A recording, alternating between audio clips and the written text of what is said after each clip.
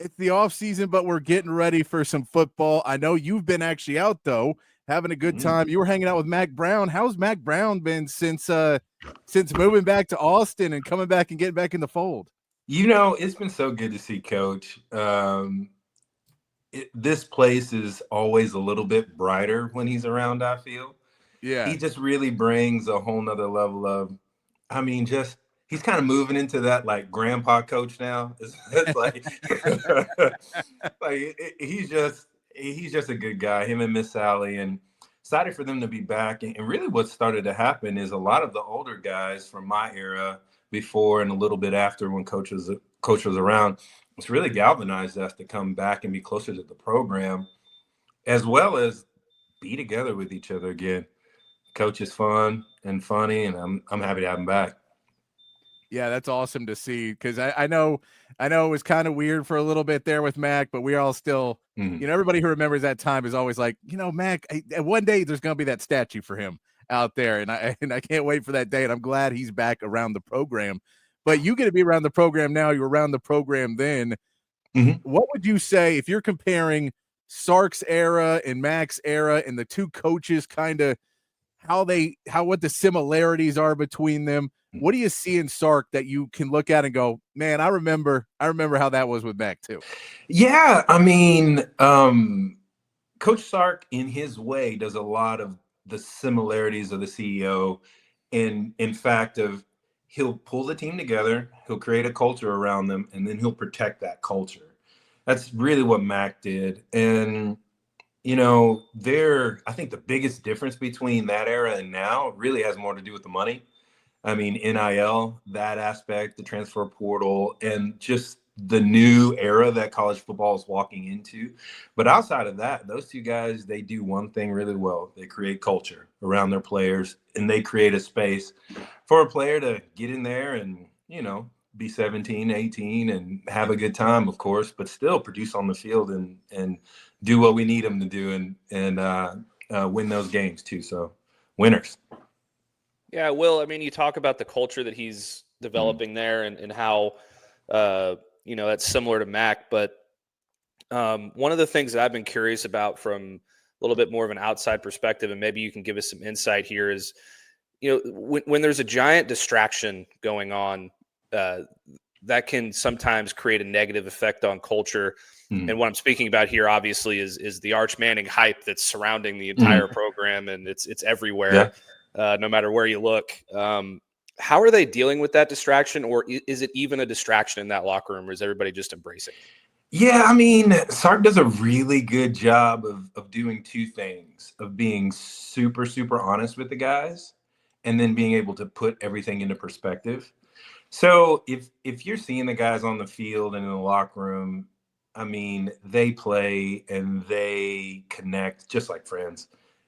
Great relationship. If you pull those guys away and you ask them, who's this guy? They would definitely know how big Arch Manning is, what he brings to the table, what he brings to college football as a whole.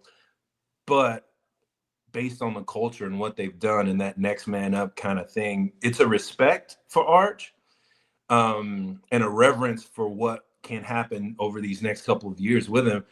But they're all just buds. The guys do a really good job of staying level. Even with the younger guys all the way to the older guys, I think it really mirrors what Sark is. You'll see Sark won't get too excited. He won't get too low. He's really just right in the middle. And you can see the team really becoming that. When things go well, they're excited, but they're not too excited. And when things don't go in the way that they would plan, yeah, they're able to shake it off and then move on. I'm excited to see that continue to play out in year 5. Yeah, we saw a lot of struggle and having to use new attempts in the running back room last year after the injuries, and it felt like you went down with CJ Baxter, and then everybody just kept going down, and then throughout the season, if anyone even looks tired, you got a little worried. All last season. Going into this season, you've reloaded that running back room. It looks great now. How does the feeling on the 40 acres about that running back room And as someone who is a running back from the Yeah. University of Texas, what do you feel about that running back room right now? At the moment, it's an embarrassment of riches. I Yeah. mean, what would Coach Stark say? Crying from a yacht. Yes, I love it. They have, I mean, if any back you can think of, Christian Clark came back on to the field here in spring practice and started to gain ground back. CJ Baxter, we're looking at he's gonna start to see his presence more on the field coming this season. We're really excited about that and what that could look like. But even with that, you got a 1,000-yard back coming back, and to get to know Contravion Wisner, I mean, the leadership that he's bringing, it is definitely focus group, a group of guys who are really putting in the work. And with his leadership and with CJ Baxter coming back there, I really think that's going to be a bright spot of the team. And, you know, a little snake bitten last year, that what happened to CJ and the rest of the guys there was just really, really hard. And in fact, if we looked at the season, I think with having CJ on the field, you know, we might have picked up 1 or 2 more wins, and that could have been the difference between SEC championship and, you know, playing Notre Dame in the national championship. So if we can add that little bit of flavor back to the team to where we've got a really consistent ground game, as well as an outside ground game and inside ground game, I think with this new group of O-line, it's going to be special. Yeah, and going off of that, obviously Tashard Choice was a really big loss for this team. He was such an important part of what they do, not just on the field, but on the recruiting trail as well. Mm-hmm. What have you seen with Chad Scott so far in his replacement and what he's brought to the program, and sort of comparing and contrasting his style with Coach Choice? Yeah, I mean, Coach Choice, he's an overwhelming personality. I mean, if you were to watch him coach on the sideline, there's not a dull moment. He has so much energy. He is in the guy's face, and in a way that is inspiring them as well as challenging them. He is really, really close to his players. I mean, every player that played for Coach Choice talked about him as the reason that they got to where they are, from Bijan to Roshan to Trey Wisner right now. And that's gonna be hard to replace, but I think what they have done so well is continually bring in the right player. They brought in the right player, and let's just be honest. As a running back, I'm an ex-running back, so I can say this: if a guy can't run the ball, he shouldn't be at Texas. What players come to Texas to learn is how to pass block and run routes better, so that they can take that to the NFL. It's not about teaching a guy how to run a gap scheme and do that. If you can't do that now, why are you here? Mm-hmm. What these guys are learning is how to pick up the A gap.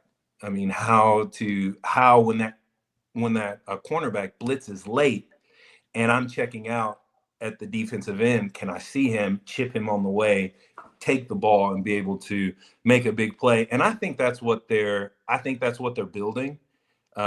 We'll see how that develops this season. Yeah, that is always the fun. And it's all that blocking is very, very important, not only to the game of football, but to what Stark's going to do to put you into the game. Yeah. He does not like to play around with people who aren't blocking. That's why we see the new tight ends. That's why we see different players getting in. Speaking of blocking, though, new offensive line as well coming in for this Texas team. How long do you think it takes an offensive line to gel like this, to put in when you got 4 new guys coming on? So basically all 5 guys haven't played together as a starting lineup. How much time do you take that to gel? I mean, you play Ohio State week 1, but are you going to be able to gel by SEC where you feel really confident with that lineup? Or, can you get it done in camp? How long does that take? And that's such a tough one. The offensive line as a whole, and you take 5 guys from any era, when they come together, it really takes a little while for them to gel, because it's a hive mind. We've all got to do a similar thing, but not the same thing, together in the right time, in the right manner, for the right play. And that can take a little while. Like, individually, people can play really well, but coming together can take some time. But what we are seeing is teams like Texas, Ohio State, Penn State, Alabama, Georgia, they're losing everybody too. every year, the best guys are going to the NFL, and they're moving on, and that really opens the door for younger guys to be developed well. And right now, we're going to be looking across from a group of people who will be brand new on the Ohio State side as well. I mean, new quarterbacks. I mean, they were hit really hard with the draft, which is a great thing for them.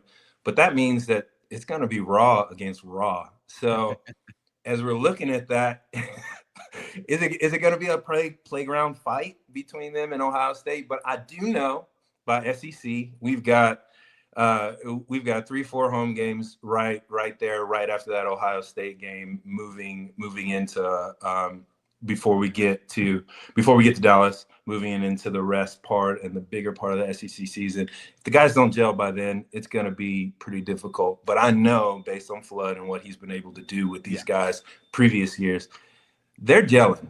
They love each other. They like each other. They're snotty. They're nasty guys up there. And I can't wait to see them meet this fall. Yeah, and speaking about that offensive line as well, I mean, there's obviously going to be some new starters in there, like we just talked about. But is there anybody that's sort of catching your eye that you think could be a dark horse on that offensive line? I mean, there's going to be a new left guard, new right tackle, somewhere that at center we expect Cole Hudson, but we're not sure if that's exactly what the best five is going to be. So who's kind of sticking out to you as an up and comer? Well, I mean, Cole Hudson, you can't mistake and you can't trade out experience. Experience is such a special. But young Buck Brooks, outside of the little snafu late night after a couple of weeks ago, I'm hearing great things every practice from guys that I played with, from coaches and people saying that this guy is really doing his thing. He's a special talent, and he's going to be able to, no matter where and how much he plays, he's going to push that group ahead of him to get better. And I think he's going to push his way onto the field. And, we'll see experience meet young and exciting and just hungry guys. And that's a testament to Coach Flood and Coach Sark. They're just really bringing in the right people at the right time. Not using the portal, really growing guys, bringing them from high school, growing them really well, getting them into the system and letting that culture build them up and change them and get ready to play on the field. We got Will Matthews joining us right now on Open Gym, the Longhorn legendary running back, fullback, and of course the sideline reporter for the Longhorns now. Will, we've talked about, I had Casey Studdard on the show a few weeks back. Big and he stud. was talking about Big Stud. He was talking about he wants that offensive line to get a little bit nastier this year too, pushing guys forward, helping out that run game even more. It's like they're great at pass pro, but I need to see some dogs. I need to go out there and get some boys. Who do you see on this roster? Doesn't even have to be offensive line, but are those dogs that are, it doesn't matter, they're going to get dirty, and you better get out of their way? Well, it's really early with the tight ends. They were nasty in spring ball. If you don't have a nasty tight end, it's really hard to secure the end. Trey Wisner, I mean, he has grown in size and in stature and in focus and in leadership. I'm excited to see him really do it. But if we're really asking about who's gonna be nasty, it's that guy. It's that Manning guy. If that guy's nasty, the D line will be nasty. The O line will be nasty. Wide receivers will be nasty. Cornerbacks will be nasty. When he was doing his thing over there, watching that guy tiptoe on the sideline at A&M as he scores that touchdown. I mean, it's going to start with him. I remember being in the huddle with Vince Young, and Vince would come up, and I think we might have been down Oklahoma State. I think it was like 35-17, something crazy, which we come back to beat them. We walk out at halftime, and he's standing and he's dancing. And the whole O-line, Casey Studdard, Lawson line, all of the guys we're all dancing together. And he's like, y'all ready? And we go out there and we do our thing. And it was just something special. We all knew that if we gave our best and our all, that we were good enough and we could do our thing, and that at the end of the day, give the ball to BY. He's gonna take it to the house. Make something happen. Yeah, I remember watching that game at halftime, and I was talking to my dad, and I was like, "Man, this is over. Like, what are we gonna do?" And she's like, "No, we got Vince. We got Vince." And in the second half, there he goes. His classic comeback win, probably one of the best wins of his career. And Vince was such a unique leader with that team. Mm-hmm. The way he carried himself and the way that he not only did it in the locker room, keeping guys light, but by example on the field. Quinn was a very different kind of leader. He did lead by example, but he was a more quiet guy. How does Arch's leadership style compare to a Quinn Ewers or a Vince Young or some of these other great quarterbacks that have come through Texas? Yeah, I mean, each guy to his own, and I think we're going to look back at Quinn and number of years back and really be like, thank you for what you meant and what you did for the Longhorns coming out of the drought into whatever we aspire to become. Quinn really was more reserved. He spent a lot of time investing in his teammates one-to-one. I really admired the way that he led. I think sometimes he took on a bit too much of the pressure of the whole team.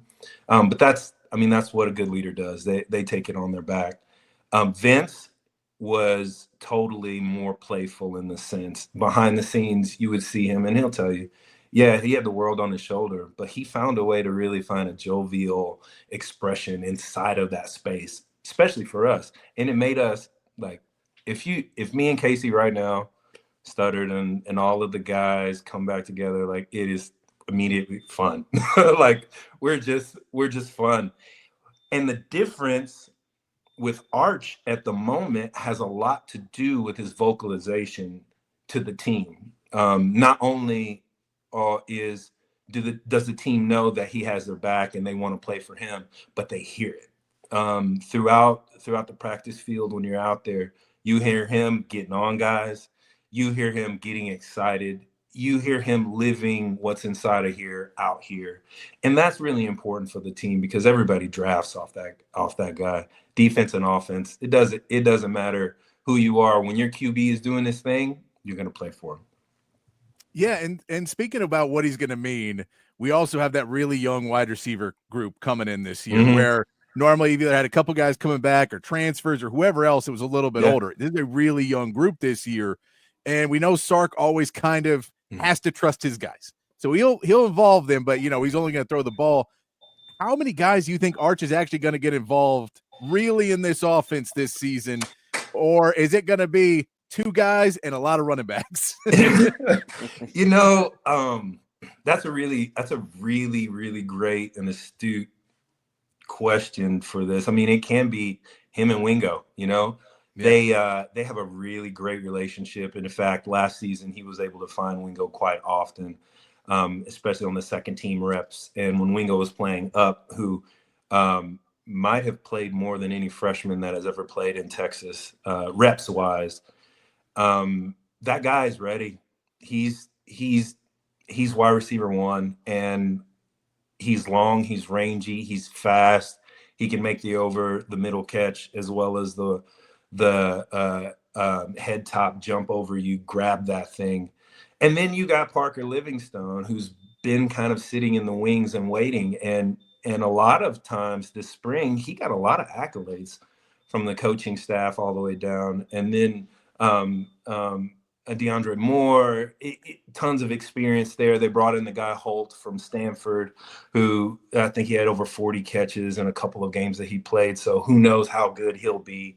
And then you got the young bucks who are flying around and doing their thing. And so who knows how quickly they'll get those trusted reps to get into the game. But here's the deal. Ohio State is not in the SEC. And no matter what happens in that game, there will not be more relevant reps to get these young bucks. There won't be any better relevant reps until we get to OU, and who knows how they're going to be. They've got a reasonable quarterback, but everything else out there could be a mess. And I'm happy for OU to be very messy. I don't mind at all. But the deal is I think based on Sark's culture as well as his route tree, the right guys, like he says, the ball's gonna find them.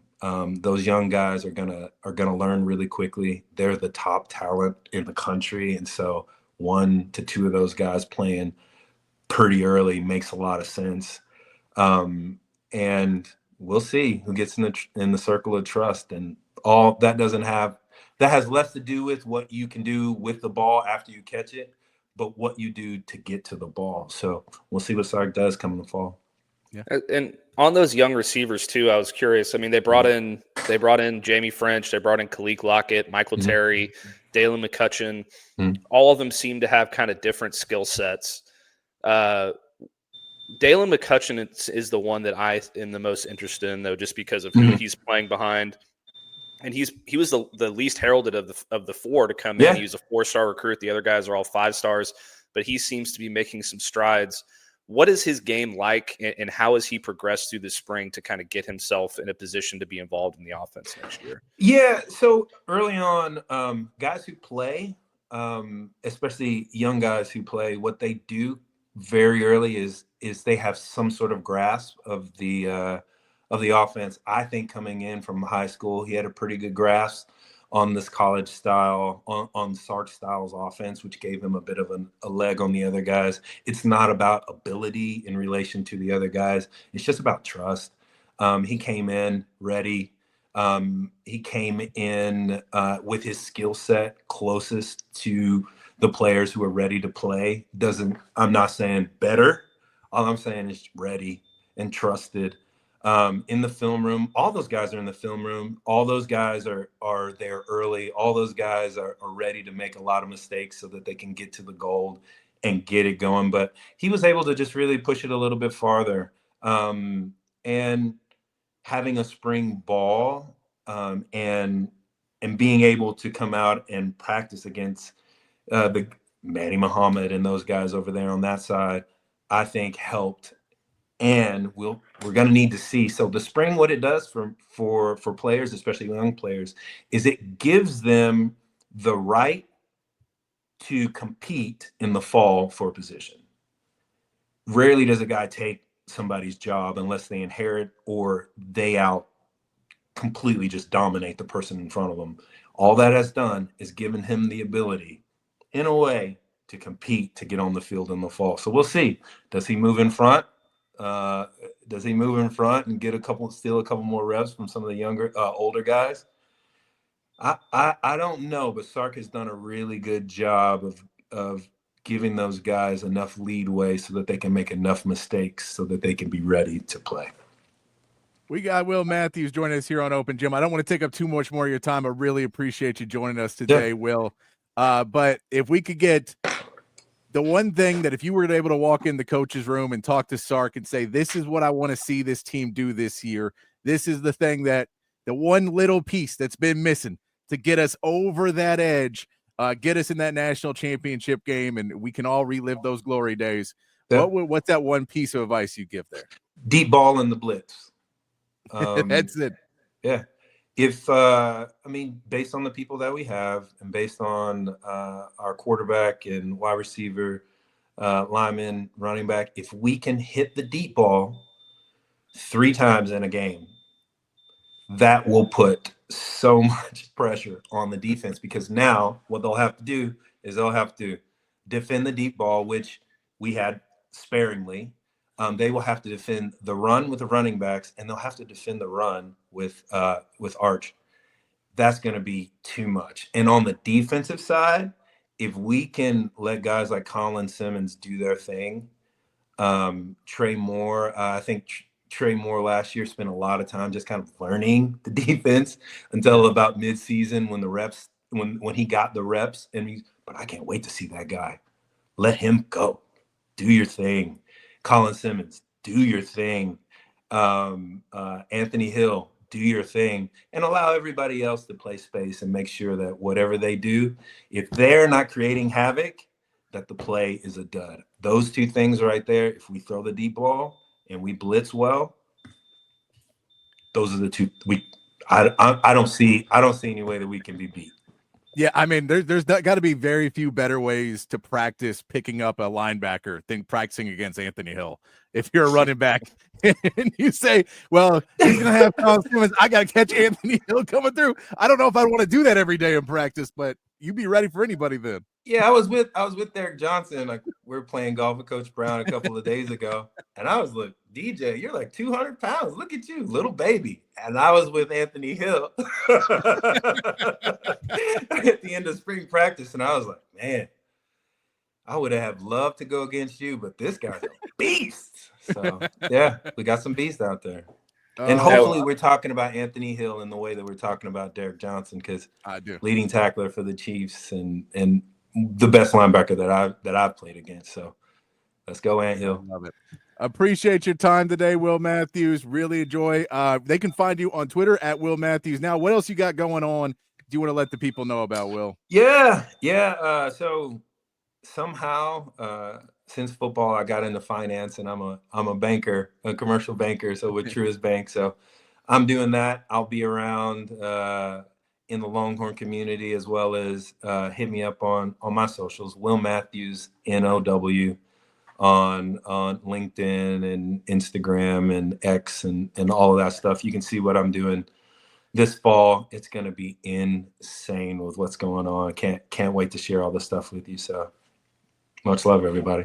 I appreciate you so much. It, Will. Thank you so much for coming on. Thank y'all. Thanks for having me.